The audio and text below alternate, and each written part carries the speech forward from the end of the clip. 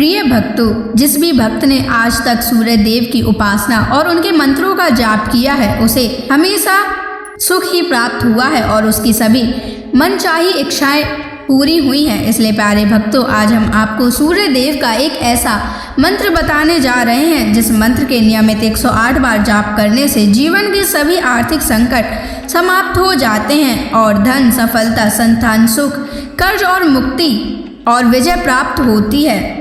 इसलिए प्यारे भक्तों, आप इस मंत्र का जाप अवश्य करें और नियमित 108 बार करें। इस मंत्र के जाप करने से व्यापार में वृद्धि और अपार लाभ होता है। सूर्य देव की कृपा से नौकरी में प्रमोशन और तरक्की मिलती है। सभी बाधाएं दूर होकर नए अवसर प्राप्त होते हैं। साथ ही अथाह धन की प्राप्ति होती है। बस आपको सूर्य देव के मंत्र का जाप और उनकी पूजा अर्चना करनी है। ऐसा करने से आपका जीवन सुखमय हो जाएगा और आपकी मनोकामना पूर्ण होगी। और यदि आप सूर्य देव का आशीर्वाद प्राप्त करना चाहते हैं तो इस वीडियो को लाइक और चैनल को सब्सक्राइब जरूर कर दीजिए और कमेंट बॉक्स में जय सूर्य देव अवश्य लिख दीजिए। तो चलिए भक्तों, मंत्र का जाप करना प्रारंभ करते हैं। ओम सूर्य नारायणाय नमः। सर्व सौभाग्यम देहि मे स्वाहा। ओम सूर्य नारायणाय नमः। सर्व सौभाग्यम देहि मे स्वाहा। ओम सूर्य नारायणाय नमः।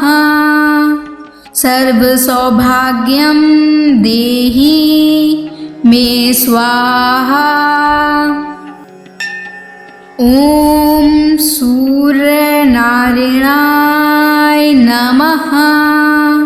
सर्व सौभाग्यम देहि मे स्वाहा।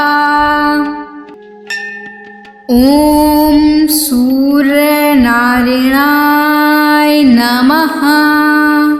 सर्व सौभाग्यम देहि मे स्वाहा। ओम सूर्य नारायणाय नमः। सर्व सौभाग्यम देहि मे स्वाहा। ओम सूर्य नारायणाय नमः। सर्व सौभाग्यम देहि मे स्वाहा। ओम सूर्य नारायणाय नमः। सर्व सौभाग्यम देहि मे स्वाहा। ओम सूर्य नारायणाय नमः। सर्व सौभाग्यम देहि मे स्वाहा। ओम सूर्य नारायणाय नमः। सर्व सौभाग्यम देहि मे स्वाहा। ओम सूर्य नारायणाय नमः। सर्व सौभाग्यम देहि मे स्वाहा। ओम सूर्य नारायणाय नमः। सर्व सौभाग्यम देहि मे स्वाहा। ओम सूर्य नारायणाय नमः। सर्व सौभाग्यम देहि मे स्वाहा। ओम सूर्य नारायणाय नमः।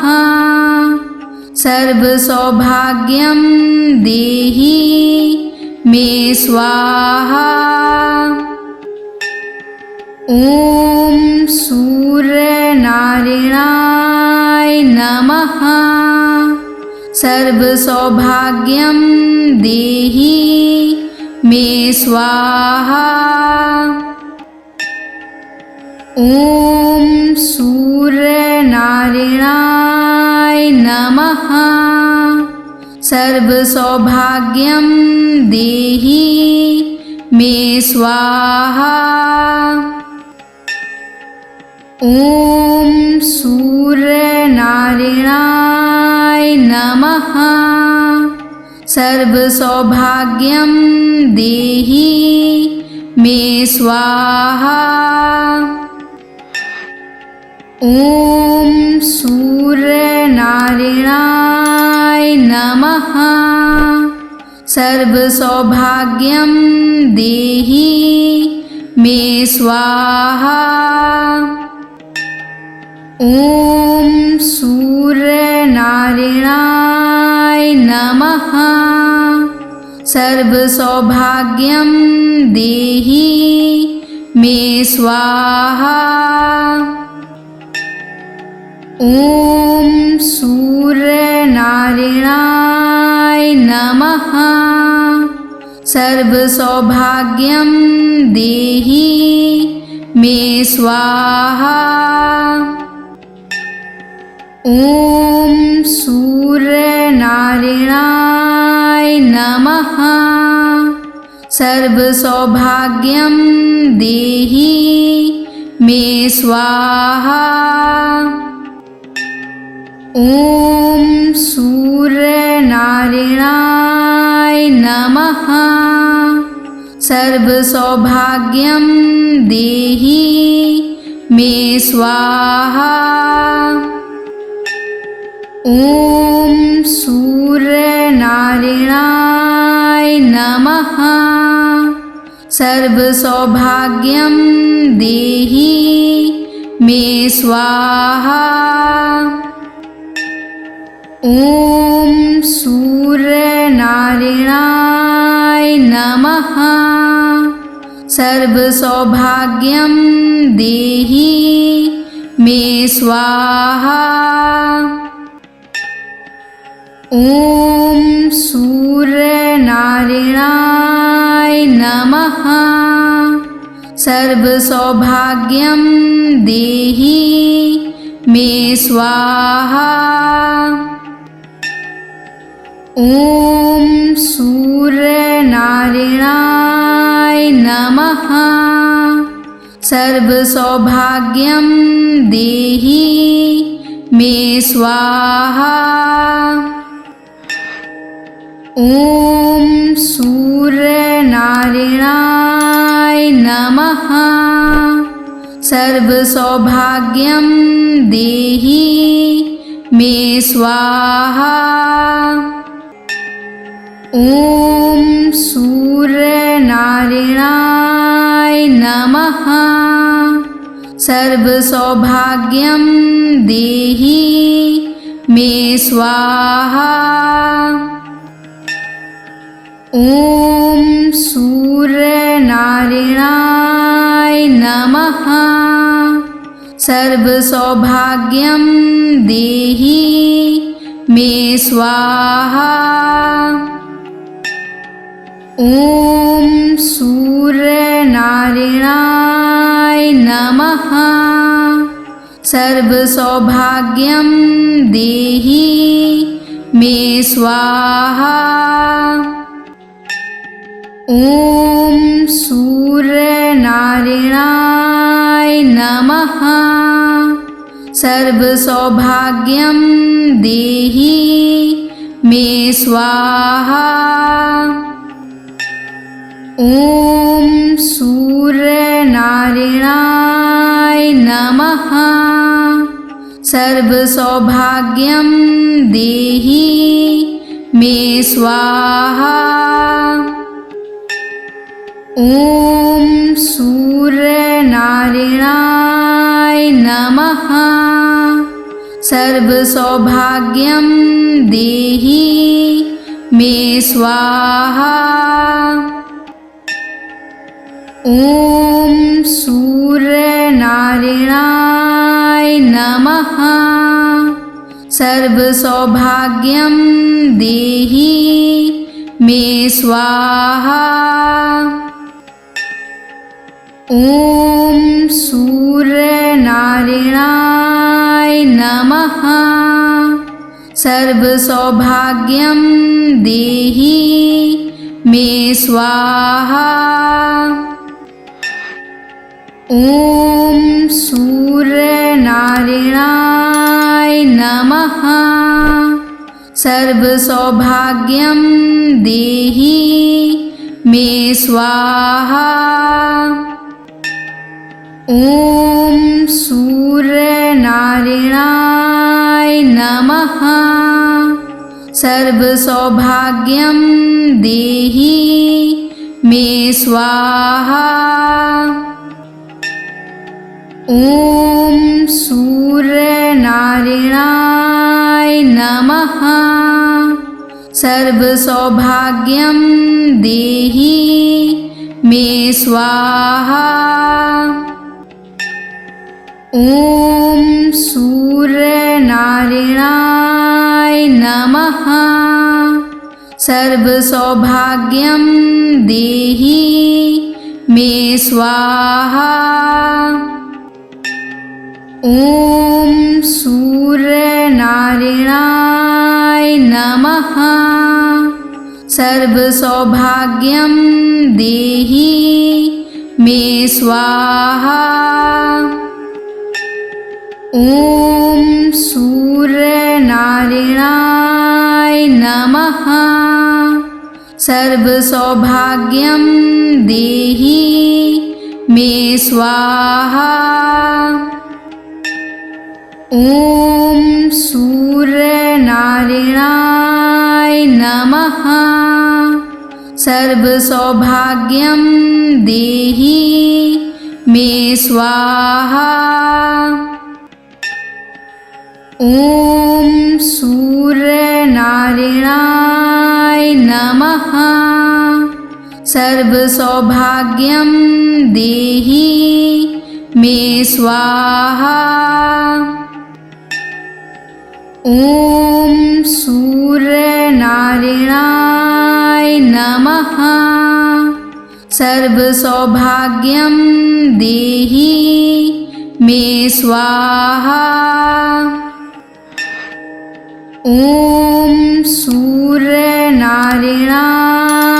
नमः।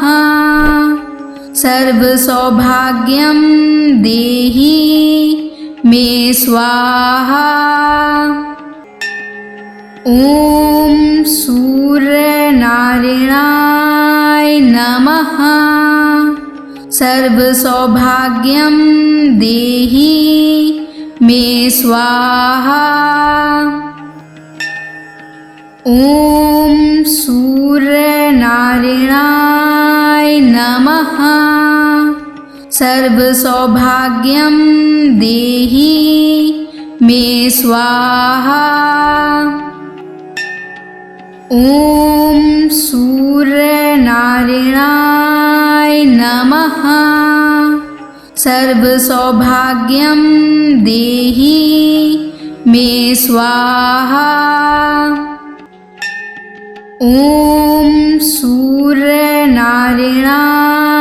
नमः। सर्वसौभाग्यं देहि मे स्वाहा। ॐ सूर्यनारायणाय नमः।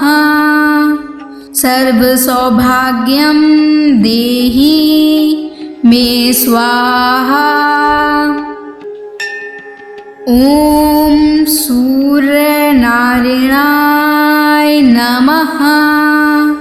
सर्वसौभाग्यं देहि मे स्वाहा। ॐ सूर्यनारायणाय नमः। सर्वसौभाग्यं देहि मे स्वाहा।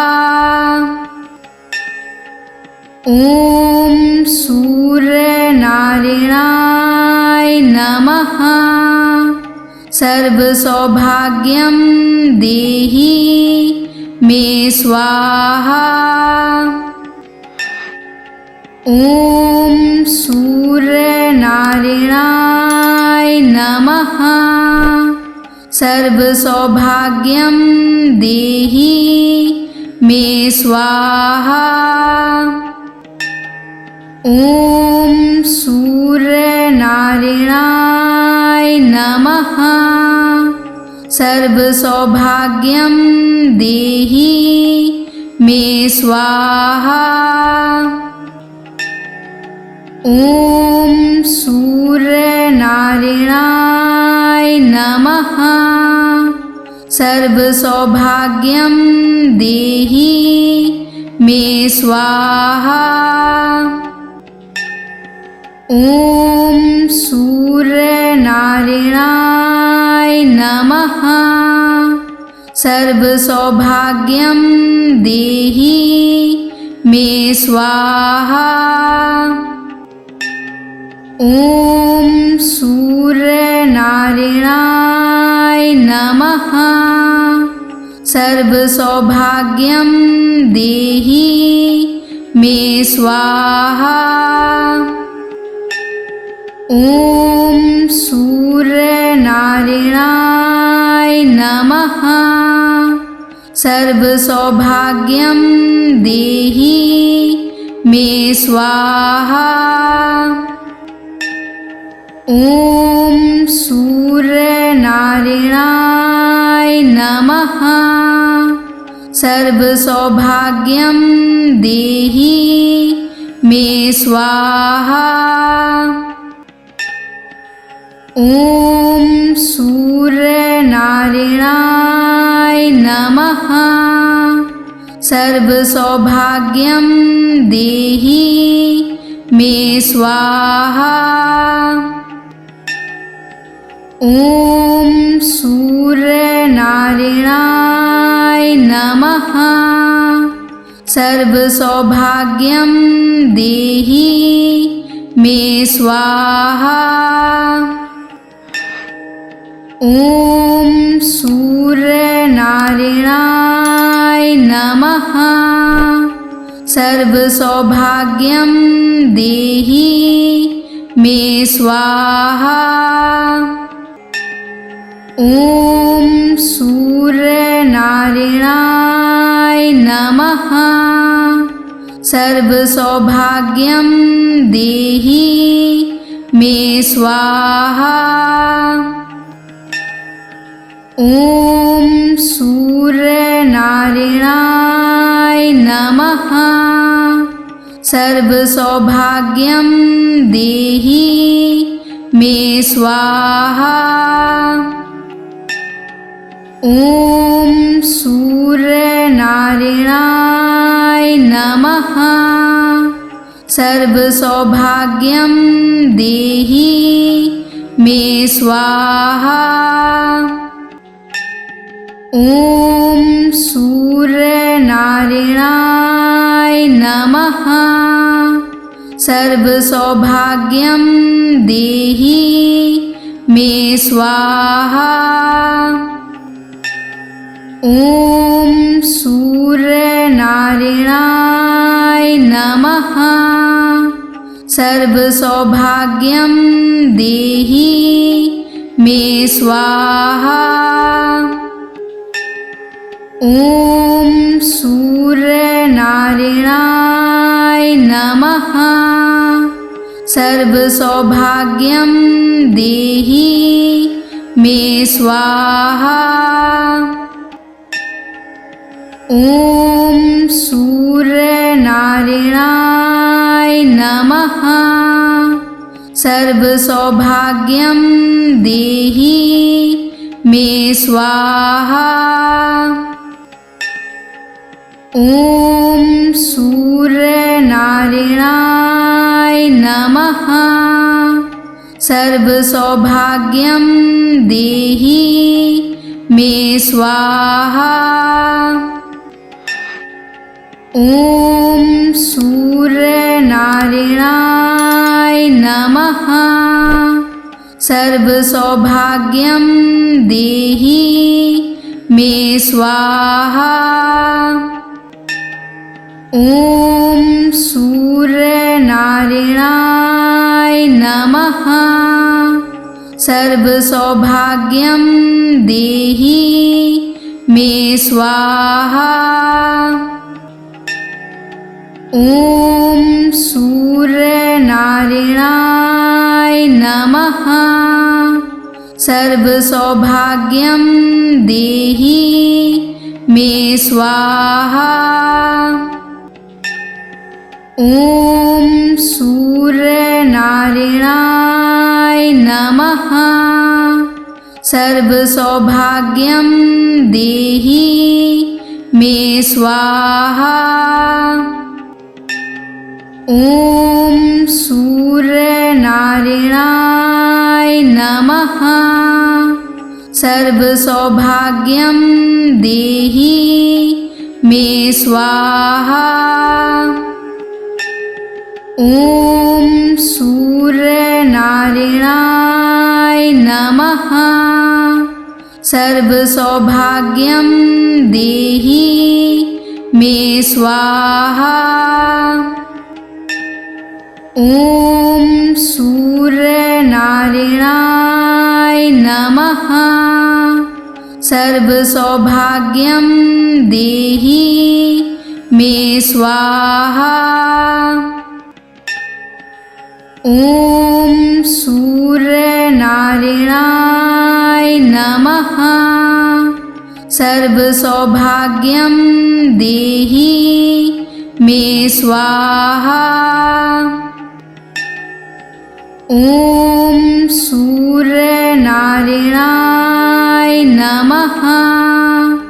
सर्वसौभाग्यं देहि मे स्वाहा। ॐ सूर्यनारायणाय नमः। सर्वसौभाग्यं देहि मे स्वाहा। ॐ सूर्यनारायणाय नमः। सर्वसौभाग्यं देहि मे स्वाहा। ॐ सूर्यनारायणाय नमः। सर्वसौभाग्यं देहि मे स्वाहा। ॐ सूर्यनारायणाय नमः। सर्वसौभाग्यं देहि मे स्वाहा। ॐ सूर्यनारायणाय नमः। सर्वसौभाग्यं देहि मे स्वाहा। ॐ सूर्यनारायणाय नमः। सर्वसौभाग्यं देहि मे स्वाहा। ॐ सूर्यनारायणाय नमः। सर्वसौभाग्यं देहि मे स्वाहा। ॐ सूर्यनारायणाय नमः। सर्वसौभाग्यं देहि मे स्वाहा। ॐ सूर्यनारायणाय नमः। सर्वसौभाग्यं देहि मे स्वाहा। ॐ सूर्यनारायणाय नमः। सर्वसौभाग्यं देहि मे स्वाहा। ॐ सूर्यनारायणाय नमः। सर्वसौभाग्यं देहि मे स्वाहा। ॐ सूर्यनारायणाय नमः। सर्वसौभाग्यं देहि मे स्वाहा। ॐ सूर्यनारायणाय नमः। सर्वसौभाग्यं देहि मे स्वाहा। ॐ सूर्यनारायणाय नमः। सर्वसौभाग्यं देहि मे स्वाहा। ॐ सूर्यनारायणाय नमः। सर्वसौभाग्यं देहि मे स्वाहा। ॐ सूर्यनारायणाय नमः।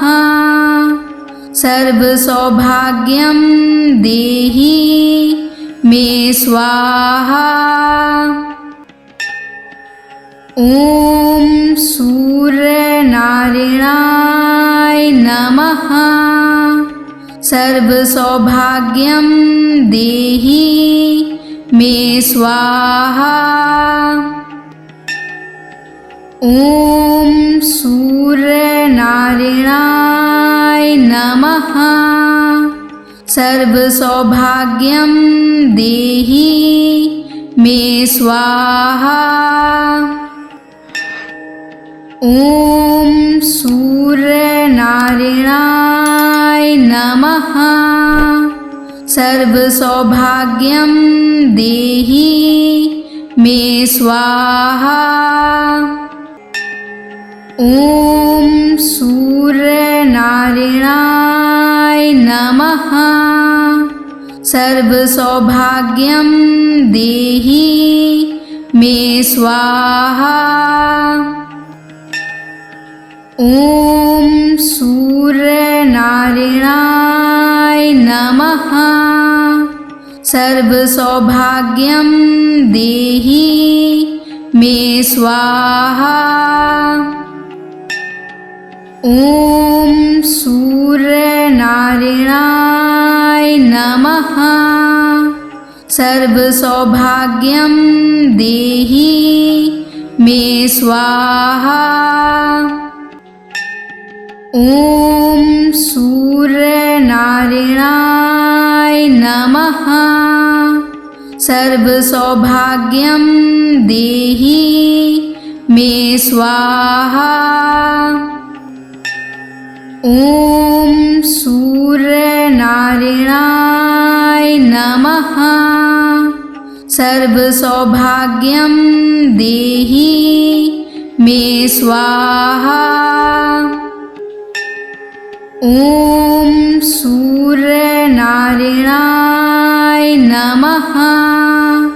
सर्वसौभाग्यं देहि मे स्वाहा। ॐ सूर्यनारायणाय नमः। सर्वसौभाग्यं देहि मे स्वाहा। ॐ सूर्यनारायणाय नमः। सर्वसौभाग्यं देहि मे स्वाहा। ॐ सूर्यनारायणाय नमः। सर्वसौभाग्यं देहि मे स्वाहा। ॐ सूर्यनारायणाय नमः। सर्वसौभाग्यं देहि मे स्वाहा। ॐ सूर्यनारायणाय नमः। सर्वसौभाग्यं देहि मे स्वाहा। ॐ सूर्यनारायणाय नमः। सर्वसौभाग्यं देहि मे स्वाहा। ॐ सूर्यनारायणाय नमः। सर्वसौभाग्यं देहि मे स्वाहा। ॐ सूर्यनारायणाय नमः। सर्वसौभाग्यं देहि मे स्वाहा। ॐ सूर्यनारायणाय नमः। सर्वसौभाग्यं देहि मे स्वाहा। ॐ सूर्यनारायणाय नमः। सर्वसौभाग्यं देहि मे स्वाहा। ॐ सूर्यनारायणाय नमः। सर्वसौभाग्यं देहि मे स्वाहा। ॐ सूर्यनारायणाय नमः। सर्वसौभाग्यं देहि मे स्वाहा। ॐ सूर्यनारायणाय नमः। सर्वसौभाग्यं देहि मे स्वाहा। ॐ सूर्यनारायणाय नमः। सर्वसौभाग्यं देहि मे स्वाहा।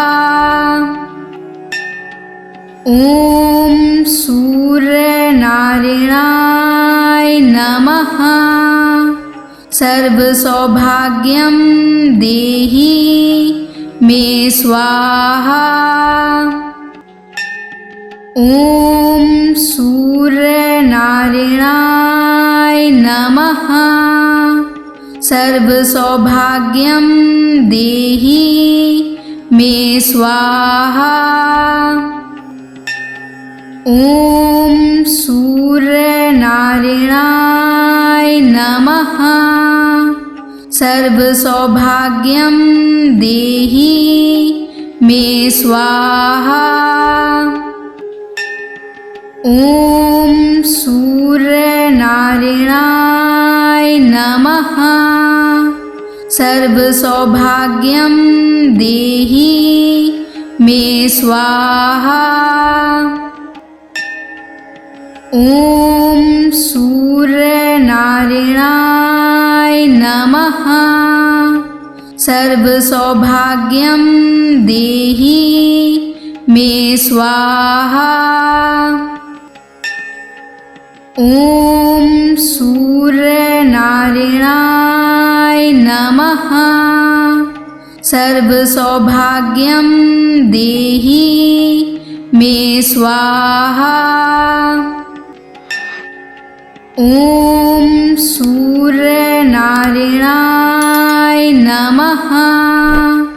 सर्वसौभाग्यं देहि मे स्वाहा। ॐ सूर्यनारायणाय नमः। सर्वसौभाग्यं देहि मे स्वाहा। ॐ सूर्यनारायणाय नमः। सर्वसौभाग्यं देहि मे स्वाहा। ॐ सूर्यनारायणाय नमः। सर्वसौभाग्यं देहि मे स्वाहा। ॐ सूर्यनारायणाय नमः। सर्वसौभाग्यं देहि मे स्वाहा। ॐ सूर्यनारायणाय नमः। सर्वसौभाग्यं देहि मे स्वाहा। ॐ सूर्यनारायणाय नमः। सर्वसौभाग्यं देहि मे स्वाहा। ॐ सूर्यनारायणाय नमः। सर्वसौभाग्यं देहि मे स्वाहा। ॐ सूर्यनारायणाय नमः। सर्वसौभाग्यं देहि मे स्वाहा। ॐ सूर्यनारायणाय नमः। सर्वसौभाग्यं देहि मे स्वाहा। ॐ सूर्यनारायणाय नमः। सर्वसौभाग्यं देहि मे स्वाहा। ॐ सूर्यनारायणाय नमः। सर्वसौभाग्यं देहि मे स्वाहा। ॐ सूर्यनारायणाय नमः। सर्वसौभाग्यं देहि मे स्वाहा।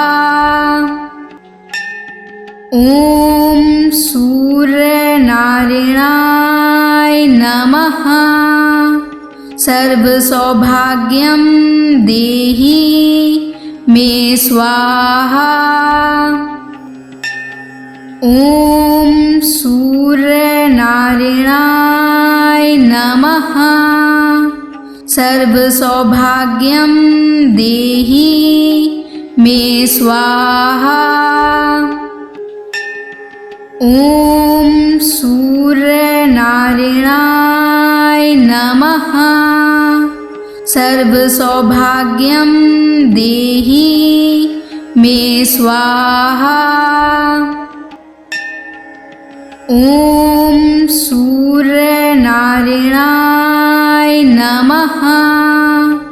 सर्वसौभाग्यं देहि मे स्वाहा। ॐ सूर्यनारायणाय नमः। सर्वसौभाग्यं देहि मे स्वाहा। ॐ सूर्यनारायणाय नमः। सर्वसौभाग्यं देहि मे स्वाहा। ॐ सूर्यनारायणाय नमः। सर्वसौभाग्यं देहि मे स्वाहा। ॐ सूर्यनारायणाय नमः। सर्वसौभाग्यं देहि मे स्वाहा। ॐ सूर्यनारायणाय नमः।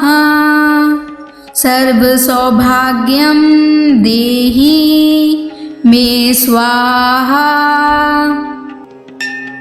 ॐ सूर्यनारायणाय नमः।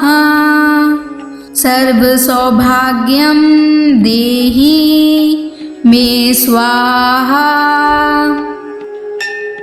ॐ सूर्यनारायणाय नमः। सर्वसौभाग्यं देहि मे स्वाहा। ॐ सूर्यनारायणाय नमः। सर्वसौभाग्यं देहि मे स्वाहा। ॐ सूर्यनारायणाय नमः। सर्वसौभाग्यं देहि मे स्वाहा। ॐ सूर्यनारायणाय नमः। सर्वसौभाग्यं देहि मे स्वाहा। ॐ सूर्यनारायणाय नमः। सर्वसौभाग्यं देहि मे स्वाहा। ॐ सूर्यनारायणाय नमः। सर्वसौभाग्यं देहि मे स्वाहा। ॐ सूर्यनारायणाय नमः। सर्वसौभाग्यं देहि मे स्वाहा। ॐ सूर्यनारायणाय नमः। सर्वसौभाग्यं देहि मे स्वाहा। ॐ सूर्यनारायणाय नमः। सर्वसौभाग्यं देहि मे स्वाहा। ॐ सूर्यनारायणाय नमः। सर्वसौभाग्यं देहि मे स्वाहा। ॐ सूर्यनारायणाय नमः। सर्वसौभाग्यं देहि मे स्वाहा।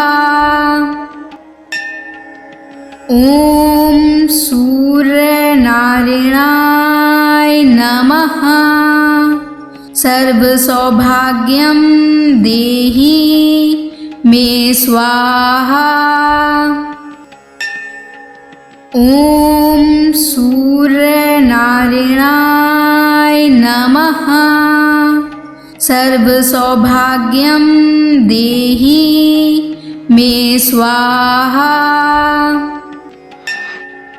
ॐ सूर्यनारायणाय नमः। सर्वसौभाग्यं देहि मे स्वाहा। ॐ सूर्यनारायणाय नमः। सर्वसौभाग्यं देहि मे स्वाहा। ॐ सूर्यनारायणाय नमः। सर्वसौभाग्यं देहि मे स्वाहा। ॐ सूर्यनारायणाय नमः। सर्वसौभाग्यं देहि मे स्वाहा। ॐ सूर्यनारायणाय नमः। सर्वसौभाग्यं देहि मे स्वाहा। ॐ सूर्यनारायणाय नमः। सर्वसौभाग्यं देहि मे स्वाहा। ॐ सूर्यनारायणाय नमः। सर्वसौभाग्यं देहि मे स्वाहा। ॐ सूर्यनारायणाय नमः। सर्वसौभाग्यं देहि मे स्वाहा।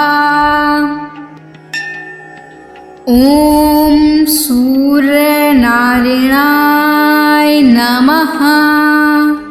सर्वसौभाग्यं देहि मे स्वाहा। ॐ सूर्यनारायणाय नमः।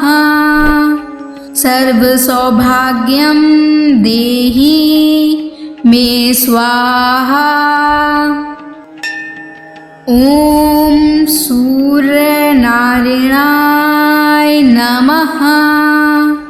सर्वसौभाग्यं देहि मे स्वाहा।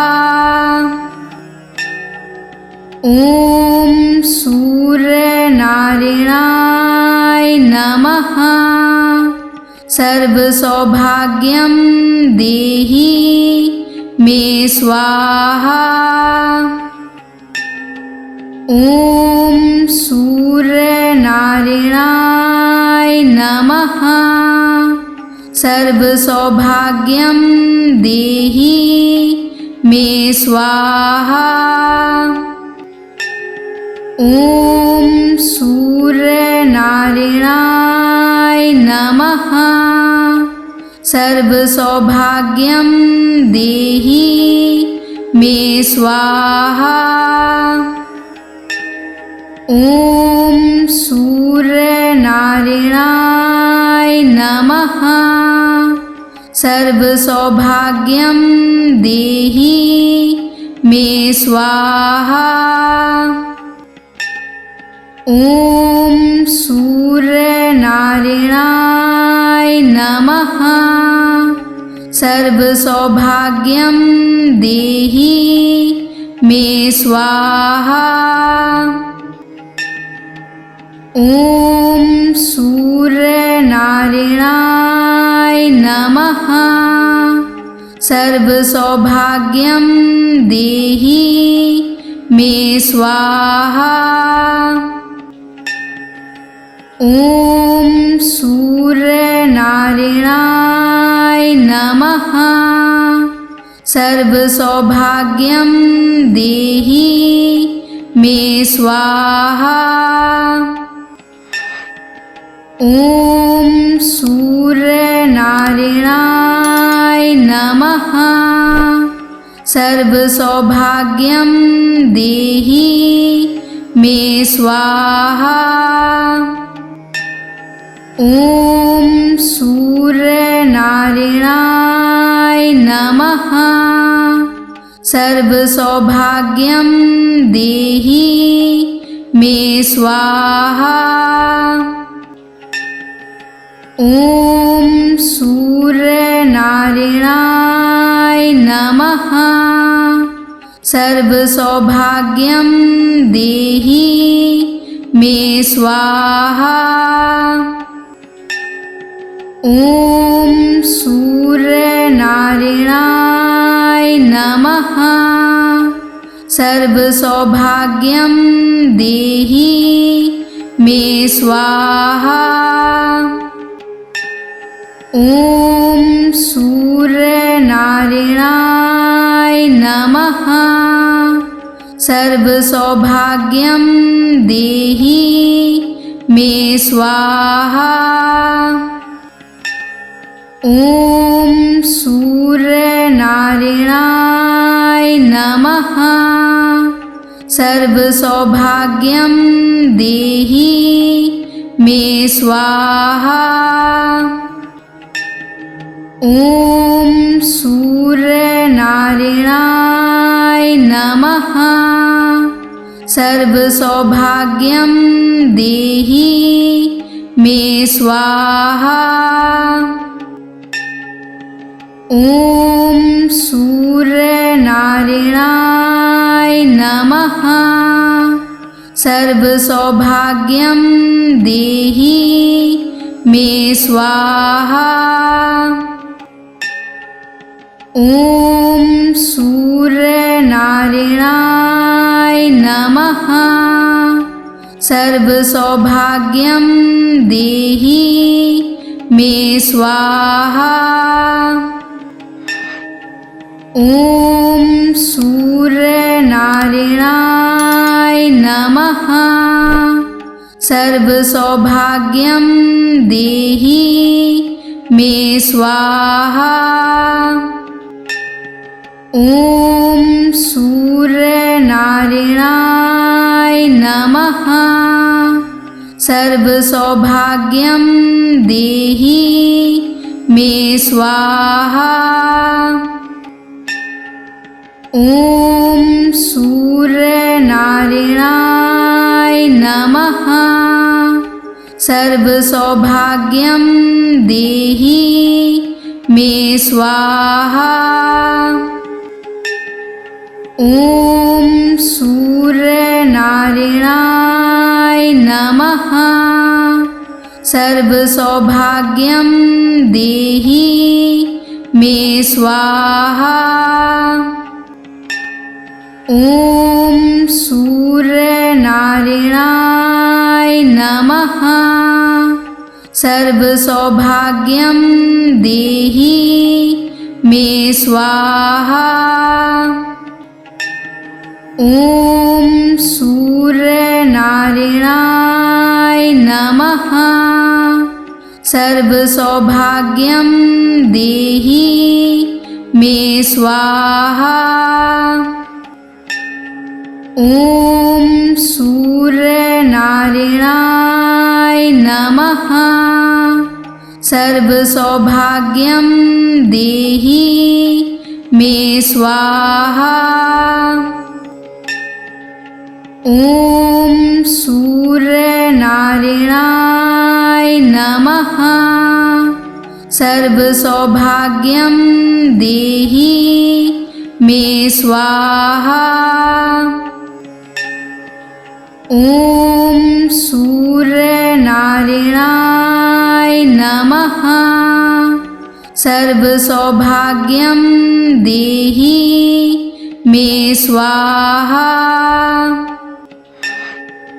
ॐ सूर्यनारायणाय नमः।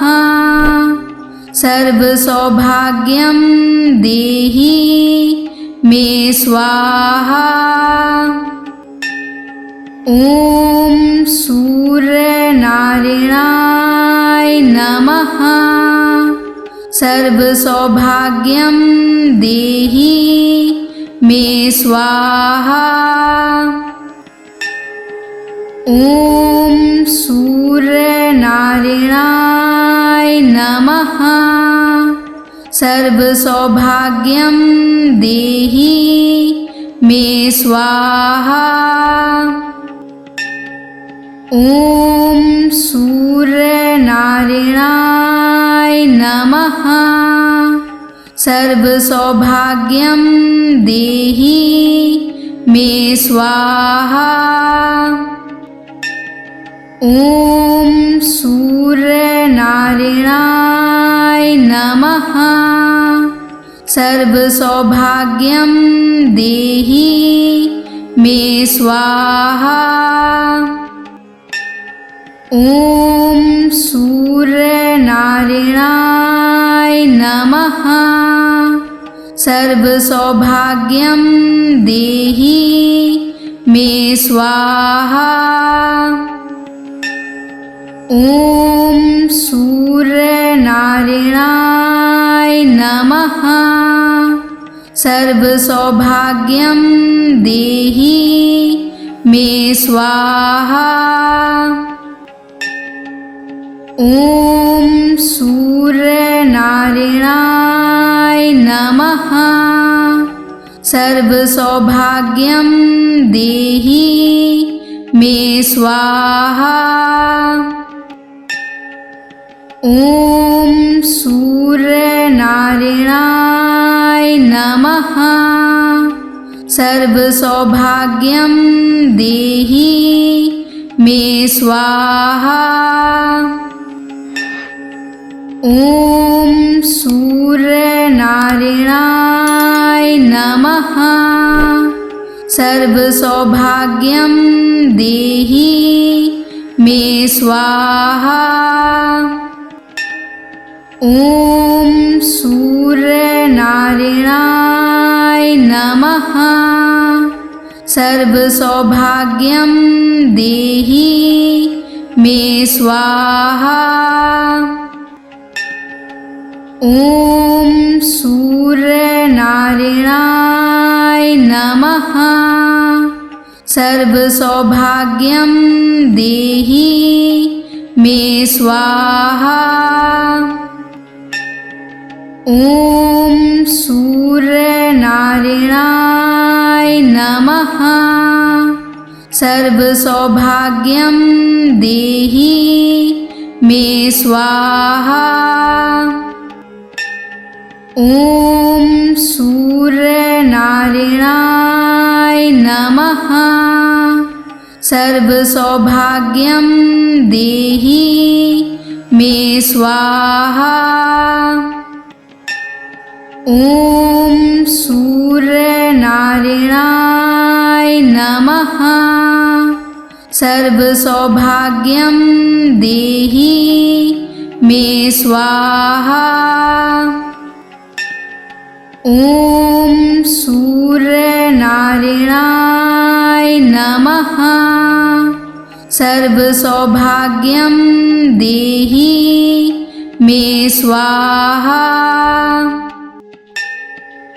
ॐ सूर्यनारायणाय नमः। सर्वसौभाग्यं देहि मे स्वाहा। ॐ सूर्यनारायणाय नमः। सर्वसौभाग्यं देहि मे स्वाहा। ॐ सूर्यनारायणाय नमः। सर्वसौभाग्यं देहि मे स्वाहा। ॐ सूर्यनारायणाय नमः। सर्वसौभाग्यं देहि मे स्वाहा। ॐ सूर्यनारायणाय नमः। सर्वसौभाग्यं देहि मे स्वाहा। ॐ सूर्यनारायणाय नमः। सर्वसौभाग्यं देहि मे स्वाहा। ॐ सूर्यनारायणाय नमः। सर्वसौभाग्यं देहि मे स्वाहा। ॐ सूर्यनारायणाय नमः। सर्वसौभाग्यं देहि मे स्वाहा।